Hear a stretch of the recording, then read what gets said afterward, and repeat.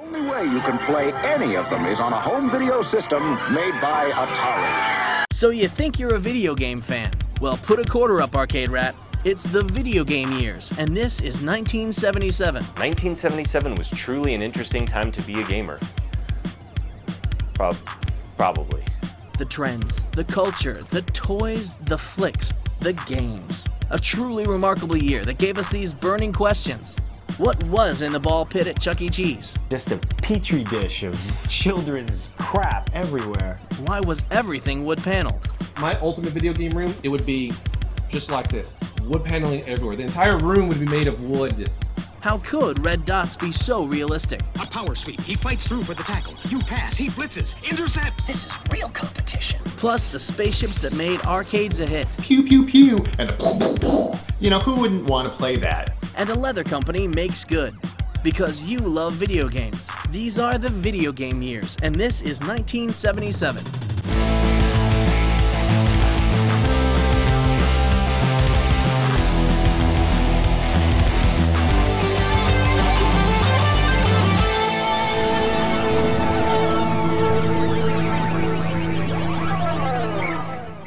Insert coin. You're watching the most exciting game you will ever see on your TV set. Telstar by Coleco with 3 different games. Telstar Tennis with digital scoring, variable speeds. Telstar Hockey. Each player controls a goalie plus a forward on the other side. Oops, a goal. The original Pong. This came out in 75. So between 75 and 77, a whole mess of Pong clones started coming out. And suddenly everybody wanted to put out a dedicated console to a game. You would buy a system, plunk down so much money, like actually quite a bit of money, $100, $200, and more likely than not, you were getting a Pong clone. Oh, wow. Pong systems in the late 70s. You get so many different kinds. Christ. They were the same game with different names, okay? Same game, same concept, different names. But they were all Pong. Yeah, it's a theater of the mind.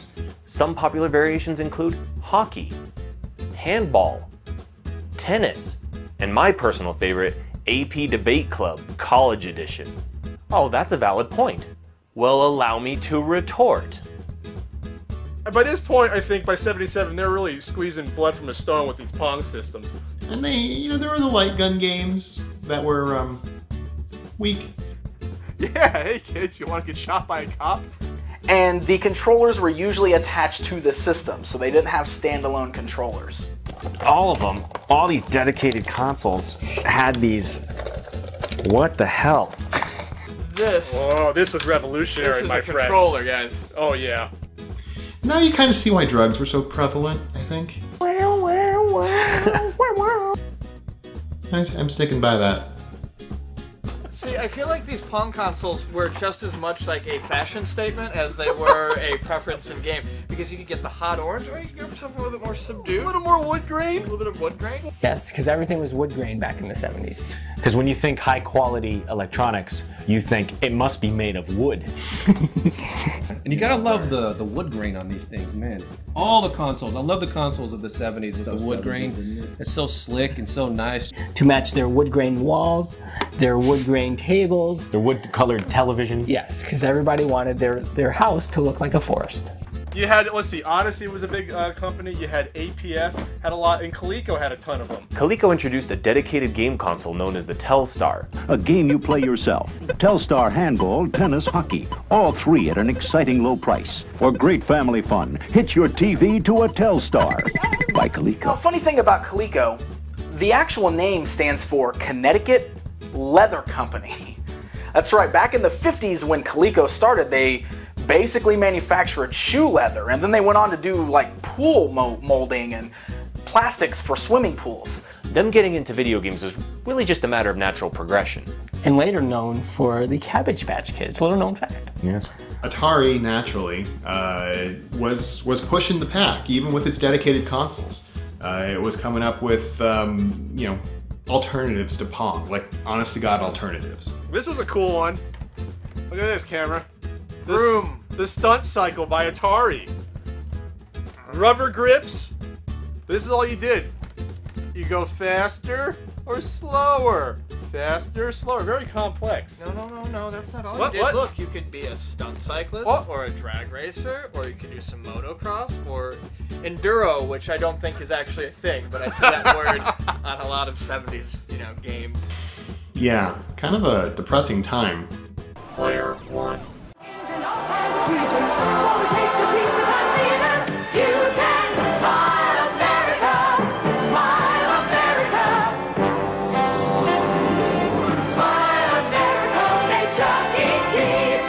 So Pizza Time Theater was created in the late 70s by Nolan Bushnell. And Nolan Bushnell, knowing that he wanted to build up the marketplace for kids and video games, decided, well, it's pizza, animatronic mice, and other creatures, and arcade games. It was a perfect combination. Pizza, video games, tickets, tokens, skee ball. All in the same place. Everything right there under one roof for the family. Games and all kinds of creatures. For a taste of Pizza Time Theater. Hitting the frog with the rubber mallet. It's possible. An entire economy based around Super Balls started right then. The arcade games were more difficult there. Try playing Breakout when the arcade stick is all lubed up with pizza grease. One thing I remember about Chuck E. Cheese was that they had the main door for the adults, and then they had the little kitty mouse type door right next to it where you get on your knees and crawl on in, and you'd always see the fat kid struggling to get into that door, and it was awesome. You just, took some of the pizza grease, lubed them up, and then kicked his keister right into the door. Or you can lube them up with that fluid that accumulated in the ball pits. Yeah, which was usually piss and spit. Kids, those are not Raisinets in the ball pit. Chuck E. Cheese, who'd have thought that? A spokes being for your restaurant, a giant rat. So that rat we all know and love, created by the Atari guy, Bushnell. The health code violations alone. Nolan Bushnell was a big fan of Disney, which is probably why he paid homage to it by making the restaurant's mascot a giant rat. Can you think of the size of the turds? Are they called turds or are they pellets? With a bunch of banjo-playing animals with him. Oh yeah. And I think that would lead to what became the band, which is actually now gone from the current Chuck E. Cheese. Oh. Sadly. Some Chuck E. Cheese trivia for everyone. Approximately every 12 minutes, the characters perform original 4 to 5 minute cabaret-like presentations drawn from a library of approximately 250 programs. And hang out with your friends while some creepy mice sang terrible songs to you. Whenever, they need maintenance, and so the arms and stuff are falling off. They look like zombie animatronics. People were more easily amused then. This is the decade that gave us the pet rock. Arcades were kind of seedy and gross, and mullet-wearing thugs. I'm very, very glad that they decided to give children a place to actually play arcades that didn't involve possibly being molested. Dorks were mean in the 70s. They're all lining up, greasy-faced. They were associated with criminals and punks and teenagers and rampant drug use and sex and alcohol and cocaine, motorcycle gangs, cigarette burns. That's what arcades were then. Press start. And now, Pat Contry presents The Pop Culture of 1977. Pat Contry here with the pop culture that inspired video games in 1977. The Amazing Spider-Man! Not so amazing. The Super Friends cartoon still going strong. This year, we met the Wonder Twins. Yeah. I'm Ron Howard. This is Grand Theft Auto. And Grand Theft Auto, directed by Ron Howard. A movie where the hero beats up prostitutes and old women for their pocket change. Or not. Grand Theft Auto is a love story. With cars. And those were the pop culture moments of 1977 that inspired video games. Remember, there's other things in the world besides video games. They're just less important. Try again.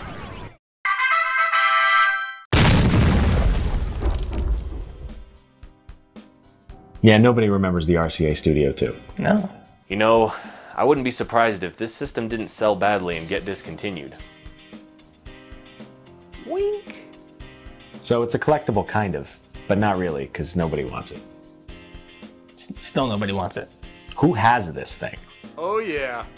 Oh yeah, the RCA Studio 2. No, it's not an intercom you'd find in a hospital. This is a game console. Now, unlike dedicated consoles, this system was important because it used cartridges. It also didn't have those goofy built-in controllers like some of the dedicated consoles. It was the controller itself. And that'd be fine, except it forced you to sit practically on the lap of the other player, and my friend has dander. It was actually a cartridge system that came out before the Atari VCS. Oh, RCA, the people who made the television. Look at these game cards with graphics that look like something out of either an airline safety card or a commercial for an art school from 1984. And little known fact about the RCA Studio 2 is that little dog listening to the phonograph machine, that's what powers the RCA Studio. Ah, now that makes sense. Yes. I wonder why it didn't sell very well. Told you. I'm sorry, I'm hung up on how out of their way they went to make this thing look incredibly boring. It's beige. I mean, the script is not exciting. Home TV programmer? I mean, what does that mean? It's got a clear button. I don't know another console has a clear button on it. I don't know what that means. And then, I mean, there's these two little fucking poison spikes that you can impale your hands on. Look at these electrified little spikes right here. I mean, I'm sure they fit the cartridge, but it just looks dangerous. It came out at a bad time. It didn't last much past the first year. Oh. Have you ever heard of the RCA Studio 1? No. That was a clock radio from 1957, I think. Where's the Studio 1? The Studio 1 played an awesome game called Calculations. That's the game the Studio 1 played. Edition Adventures. Well, they thought it would sell really well because of the public's clamoring for only black and white. It didn't help that the Studio 2 was only black and white. There was no color on this system. No, just like the eyes of Michael Jackson. There's no color. Even though in 77, not many people had color TV still, but you wanted to try to at least do the color. Some of the Pong systems supported color. Black and white not being a racial thing. Being that there were no colors at all. This is ridiculous. I think everyone's grandma has this underneath some old stereo in some dusty room in their house. You win. Somewhere in space, this may all be happening right now. Arguably the greatest movie which started the greatest franchise of all time, and that would be Star Trek. I swear to God. Star Wars. I love Star Wars! So, yeah, there was that Star Wars thing. So it's 1977, Star Wars comes out, I'm -2 years old. Star Wars, nothing but Star Wars. Give me the Star Wars, don't let them in. I saved the princess. Yeah, I never really got into Star Wars, but I'm sure it was pretty cool when it came out. I think Star Wars, I really believe, made sci-fi cool. It made it cool to be a sci-fi geek. What's up, ladies? Finally, you can be a nerd and be accepted in the eyes of the general public. Like it was the cool thing to do to like nerdy things like Star Wars. Come out of your closets, nerds. Come on. Whoa. Wait. You can leave that Dungeons and Dragons in there. That's the game of the devil. George Lucas retained the rights for all licensing properties of Star Wars, which was like never done because Fox didn't think this movie was going to do too great. So like, yeah, whatever, dude, we'll give him the rights. And he made a ton of money. I remember Star Wars tours being some of my favorite of the early 80s. It was crazy. It was crazy stupid. Like, I mean, there was a toy for everything. Like even the most obscure, minuscule figure in the cantina, there was a toy for. Star Wars! Before the late 70s, most video games were, well, just Pong. All of a sudden now, space shooters. Space Pong. Who, when they saw the Millennium Falcon get away from the Death Star with the pew pew pew and the boom boom boom, you know, who wouldn't want to play that? Most of the video games in the late 70s, early 80s were space-based. Were space-based. space-themed video games are the easiest things to make at the time. Yep. It was like white blips or colored blips on a black background. And the black background comes standard. Wow, space sci-fi, that's awesome. Let's make as many video games as we can based on that concept. Space Invaders. Space Invaders. Defender, Galaxian, Asteroids. If there had never been Star Wars, then there probably would never have been games with Space Marines, which means there would be no Doom or no Halo, which would mean that I wouldn't be getting my ass handed to me by 12-year-olds on the internet. Not to mention the Star Wars arcade game, which came much later but was fantastic. You know, one of the first truly good examples of a movie tie-in video game. And the great voice samples in the game.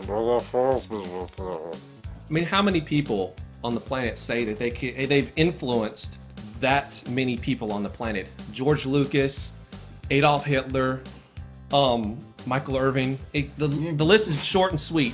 What? There have been remakes and a prequel trilogy, but I pretend those don't exist. No. Such a great time in human history when people thought that he could, you know, make good movies by himself. And I think it's kind of funny that he's a fat too. You're probably not going to use that part. I shouldn't say things like that. The greatest trick the devil ever pulled was convincing the world that he was competent at making movies. And then he was able to go on and create Howard the Duck. One of the greatest films of all time. How can you trust him to ever make something completely on his own after that? I seriously, I don't get it. Can we go back in time and make Star Wars not have happened? Next level. And now Rue presents the gaming innovations of 1977. Hello, this is Rue with the gaming innovation of 1977. What cutting-edge technology was introduced to the world and changed the face of gaming forever? The dual-screen arcade cabinet. Subs, made by Atari in 1977, marked the first time that players could compete against each other with their own unique perspective on the action. In this case, each person would control their own sub and use sonar to locate and destroy their opponent before they could in turn be destroyed. This opened up a whole host of opportunities in the field of competitive multiplayer games, not to mention single-player games. Thus, a brave new video gaming world was born. From Cruisin' USA to Counter-Strike to the Nintendo DS, the effect can be seen across all gaming platforms. Well, I'll see you again in 1978, and remember, it's not just nostalgia, it's science. Power up.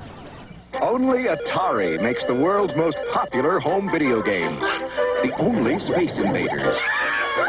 The only Asteroids. The only Pac-Man. The only Missile Command. And now, the only Defender. And the only way you can play any of them is on a home video system made by Atari.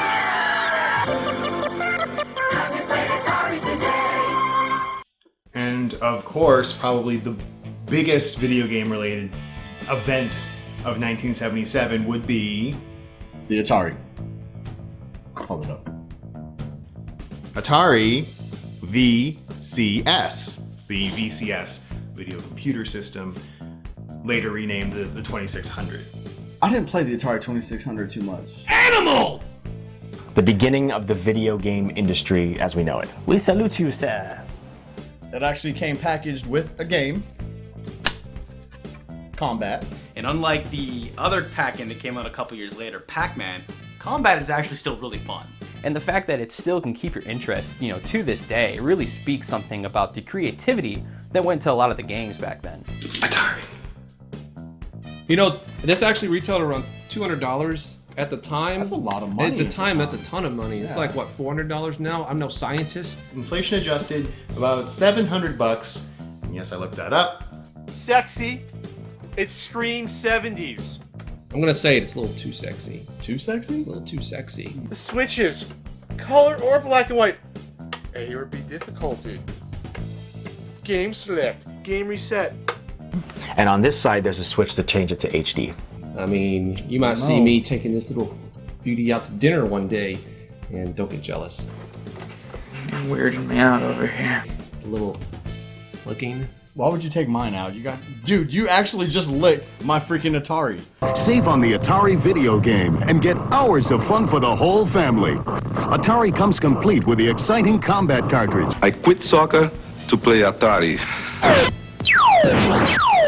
No other company offers you as many different video game cartridges as Atari. There was a ton of Atari 2600 versions, from like the Vader to this heavy six switcher. That's the Vader. To the Junior. The Junior.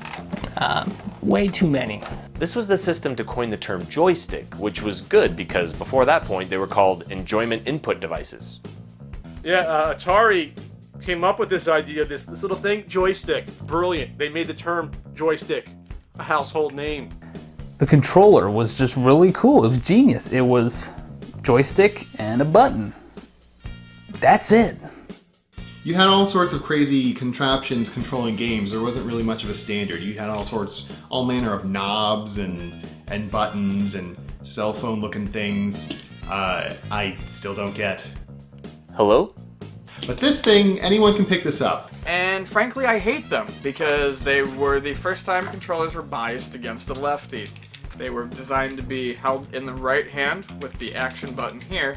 If you're a lefty, you kind of got to get this claw thing going on. This was like the Wii for the 70s. Dumb it down. They were also removable, had longer cords than anything that came prior, such as some of the Odysseys. I know, joystick, right? And smash cut to dick joke in 3, 2, 1. There you go. You play with your joystick. Your mom comes in and go, "Hey, you're playing with your joystick," and then I'm like, "No, I'm not, Mom." Well, my guess is that Nolan Bushnell was in his hot tub, sniffing some crack, something started to float up. He goes, "Hey, that's my joystick." That's what we're naming those damn controllers. That's why it was so hard and rigid. Yes. Joystick. You get joy from the stick. Only can be thought of when sniffing a whole table full of Coke. Let's come up with the joystick. One time my mom walked in on me when I was... One button, you know, nowadays you couldn't imagine it, but back then, after Pong, when you had no buttons, one button was huge! Worked in the 70s and the early 80s, but eventually we need our 16 button mega controllers. Ah! That's why you're the guy who makes the goofy videos and I'm just the sidekick. You would see, eventually, if that stagnant image was there for an extended period of time and you turned your TV off, you would still see those lines in, hence burn in. So the Atari fixed that issue by changing the colors on the screen after you paused it for a little bit. Yeah, you didn't want to watch Dukes of Hazzard and then see a Pong paddle on the right side of the screen all the time. No. So the great thing about the 2600, for the first time, you could bring the arcade experience home! Space Invaders! Pole Position! Defender! And obviously none of the games that came with it that year in '77 because they're all kind of crappy. I mean, fun with numbers, what's that? When this guy came out, it actually blew the Fairchild out of the water. Channel F, the one with all the fun. The Fairchild Video Entertainment System at your larger JCPenney. The home entertainment system that never gets old. Plug in a new video cart and change the fun. Play tic-tac-toe, shooting gallery, or just doodle. Switch video carts and play Desert Fox. Switch again, it's Blackjack. Or play the two built-in games, Pro Hockey or Tennis Champ. The Fairchild Channel F was the first console the year previous to have cartridges. Right here, the Fairchild F, very first system to actually have interchangeable, programmable 8 tracks. You would think it's an 8-track tape. No. But it's not. It's a video game cartridge and I have no idea how it actually functions. Ah! The Atari VCS, same way. You have the cartridges, you buy those, and you can finally get away from just having 6 versions of Pong on this dedicated console. You know, you can play different games, you know, like 4 and 12. And the very first cartridge, number 1, Fairchild 1. This is the first video game cartridge. Numero uno. So although the Atari was not the first game cartridge system to come to market, it had a lot of advantages over the Fairchild Channel F. One was the color palette. The Channel F was awful. Ow. That's the sound of the very first video game cartridge going into the very first video game cartridge hole. it's violating the machine. Obviously, Atari is very primitive by today's standards, but at the time, it was an amazing system, and I have fond memories of the Atari 2600. The Atari 2600 is still easily one of my favorite systems to play and collect for. I mean, the cartridges are only really like $1 for most of them. This is what made video gaming less niche and more of a household name. My earliest video game memories are of the Atari 2600, so it will always hold a special place in this guy's heart. I mean, you don't see any Fairchild Channel F shirts being given out at E3. No, no, no, no, no. You don't see Pat the NES punk throwing a mini hissy fit because he missed out on grabbing the Magnavox Odyssey throwback shirt. No, no, no, no, no. Only the Atari shirts. The red Atari shirts. Yes, did I mention that? I am better at catching shirts than Pat. High score. We challenged hotshot Garland Dwyer with a Mattel Electronics baseball game. You are on. Inside, a tiny thinking computer plays like a team of pros. The computer fires a fastball. Hey, who's in there?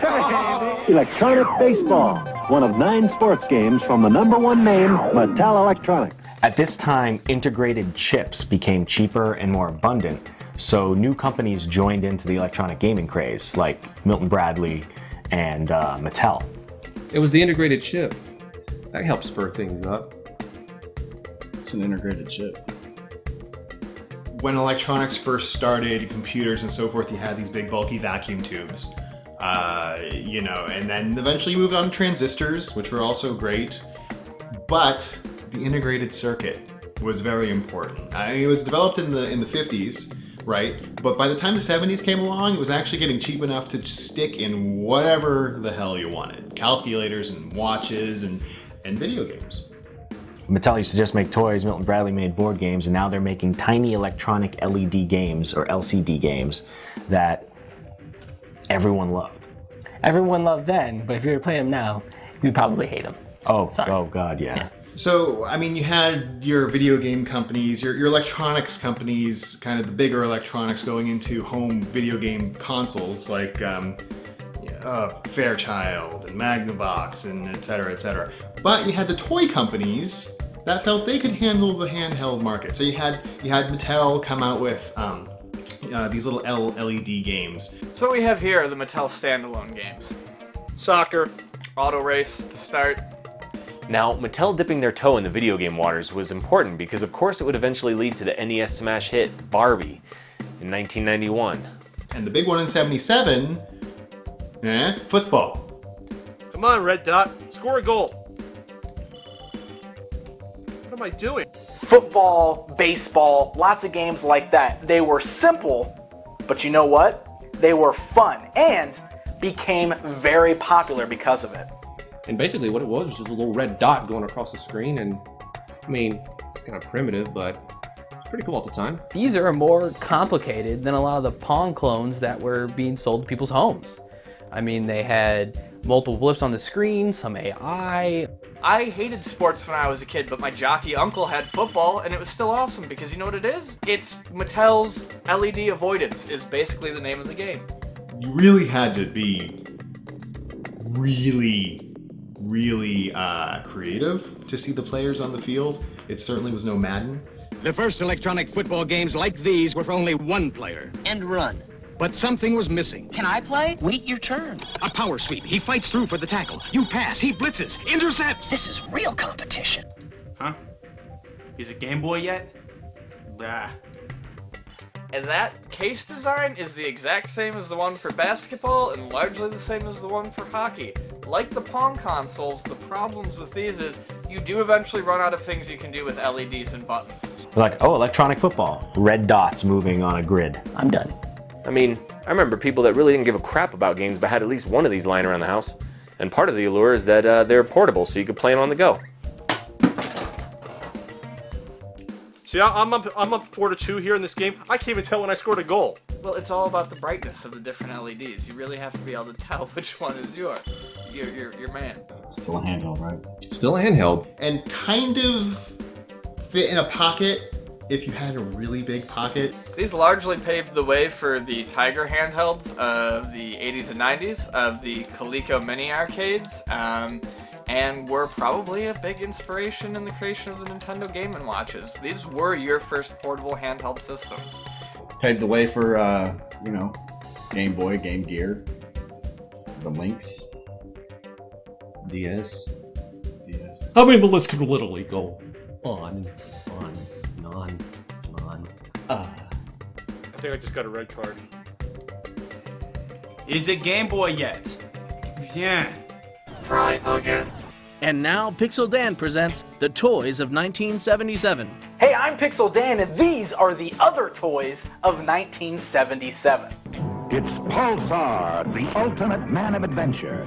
You energize his heart, lungs, and body fluid into pulsating action. We had action figures like Pulsar, who is this crazy man who you could see through his body and all his inner workings and his organs and blood flow, and wow, disgusting, but highly popular.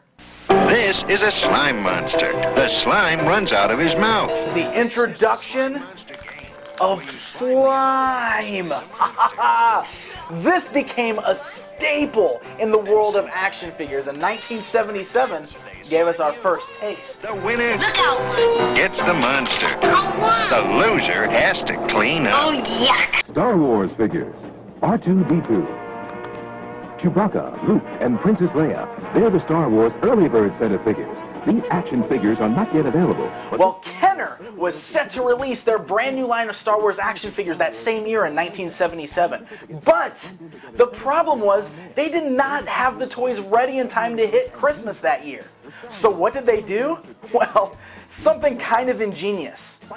They started the early bird certificate.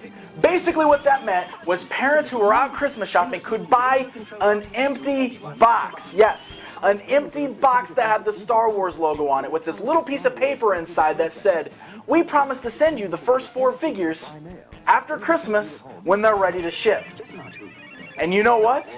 It worked. Early bird certificate package. New from Kenner. I'm Pixel Dan, and that's the other toys of 1977. Game over. Introducing Apple II, the easy-to-operate home computer. Just hook it up to your TV to create dazzling color displays. Or you can balance your checkbook. Kids can teach themselves arithmetic. Or the family can invent their own Pong games. The possibilities are endless. It's called Apple II, the personal computer.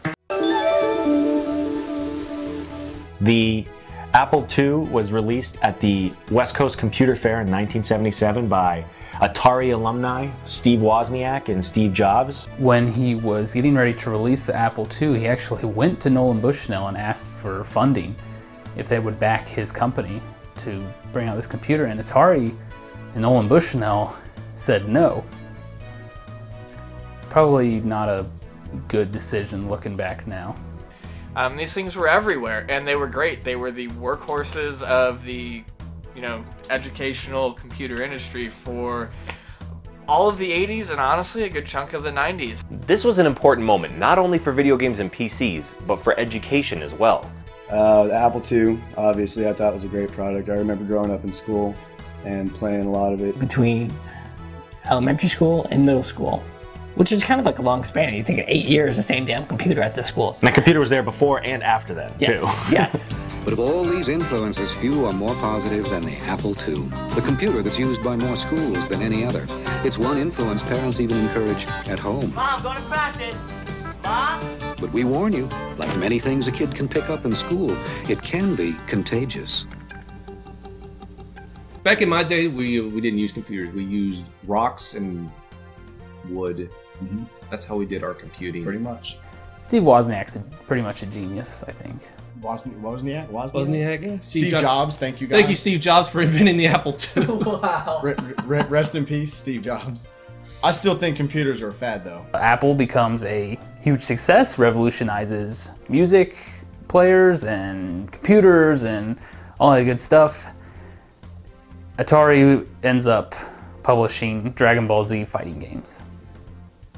There was the Apple II, the Apple IIe, the IIc, and the 2GS, but most people stopped at the 2E, and they kept at the 2E until they hit the mid-90s and they needed a PC.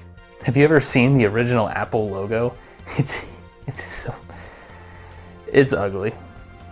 So there was no Apple II cult of consumerism back then? I don't believe so. Young Steve Jobs was a lieutenant back in the Air Force in the 1930s when the Roswell crash occurred. Now, not many people know this. There were actually 2 downed craft, and then 1 still hovering. Steve Jobs worked for Atari before going to Apple, and Steve Wozniak actually worked on the Breakout game for Atari. So they really had a kind of a gamer's mindset when they were making the Apple II. Space Quest series got its start on there. King's Quest got its start on there. We love Sierra. Sierra got their entire start on the Apple II with Mystery House. Beneath Apple Manor was one of the first really great roguelikes on the system. Rogue got its start on there. Lode Runner, Castle Wolfenstein, Robotron. Prince of Persia, and things of this nature. No wonder I almost flunked grade school. You know, I really love the ones, love is a strong word. I really hated the ones where you're in a room and you had to get out and you basically had to type in the directions. You know, you're in a dark room, you have a knife, what do you do? And I just could not use my imagination to figure out anything, basically. You had a lot of the arcade games released on the 2E, the early ones like Frogger, correct? You did. You had Frogger. Dig Dug. I remember my grandparents had Dig Dug. Gold Rush, Oregon Trail, King's Quest. Oregon Trail, you can't go wrong with Oregon Can't go Trail. wrong with But Oregon you know Trail. something, I sucked at the game. I'll admit it right here. MECC got their name made on the Apple II. They were responsible for such hits as Odell Lake, Oregon Trail, which everyone knows and loves. If you've ever died of dysentery, you probably did it on the Apple II.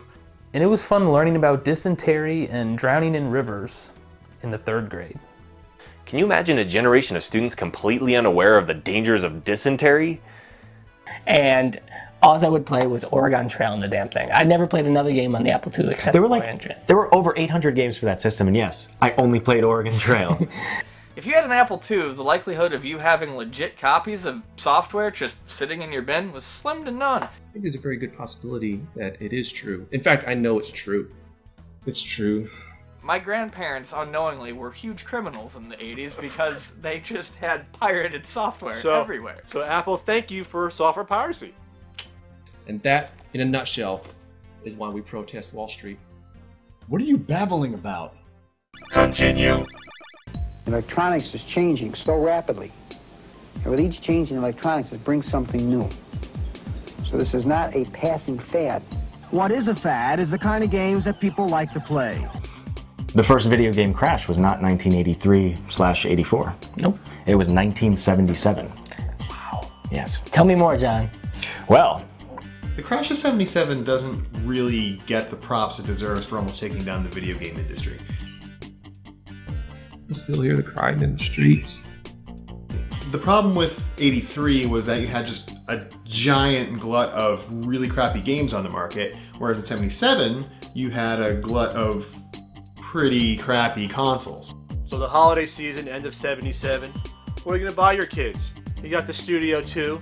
You have a ton of Pong systems and clones on the market, but you're about to get beaten down. Cartridge-based systems just came out with the Fairchild F in 76. Almost everything else was just its own console with its own set of games, and you played those games, like however many there were, half a dozen, and then that's it. Go buy the next console for $200. When everybody and their mom is making a Pong clone, eventually the market's going to crash on them. So, you know, Mom, why were you making Pong clones? You contributed to this. When the entire video game market crashes, that's too much Pong. So, with the Pong clones just glutting up the markets, people wanted something different. And by the time Christmas of 77 comes along, they are marked down heavily to get them out of the stores. Coleco actually missed the Christmas season with their new version of the Telstar and stopped that, decided to also go the route of handheld games. so Coleco at that point pulled out of the console business and went right into handhelds up until ColecoVision.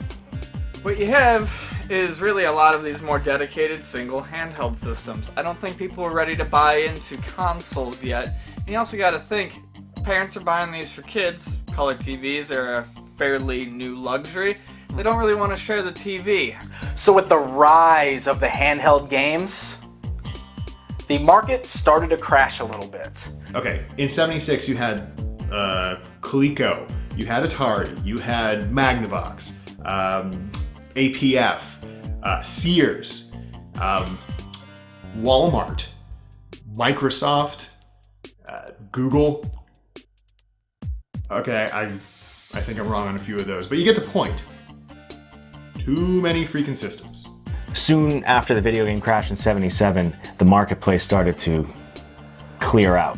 The RCA didn't survive. The Fairchild, Channel F, didn't survive.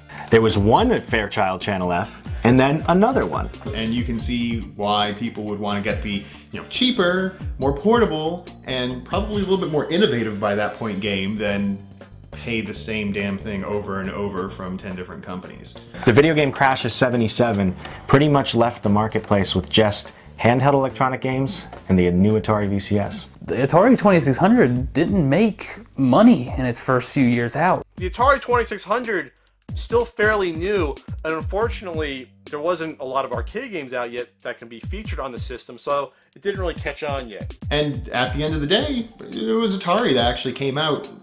If you do not get a strike, bowl your second ball. If you knock down the remaining pins, you get a spare and hear the spare song. That's why these beat out things like the Atari 2600 and 77. Because they had songs. The Atari 2600 has no spare song. The Bowlatronic, it's got a spare song. So by the end of the year, you only had Atari and Magnavox that were willing to tough it out and continue producing consoles until the next crash came along. That would start changing the world of games forever. Blow everybody's mind. And then soon it was 1978. Coming up next on the Video Game Years, 1978. Something that was going to take the world by storm in Space Invaders. It became a phenomenon in Japan. Just by saying the name, you say so much. It's a tongue twister. Bally Professional Arcade Home System. Step right up. Come one, come all. Be amazed by the Bally Professional Arcade. Simon. Red, blue, green, red. You guys know what I'm talking about. Atari VCS. Meet your competition.